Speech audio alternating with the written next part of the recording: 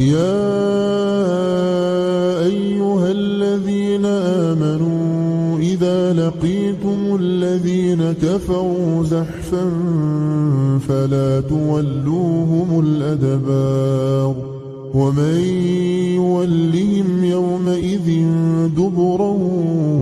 إلا متحرفا لقتال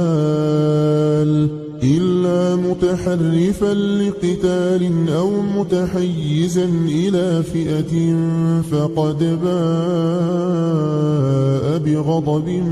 من الله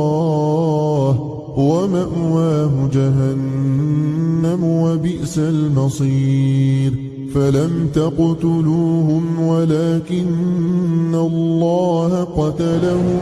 وما رميت إذ رميت ولكن الله رمى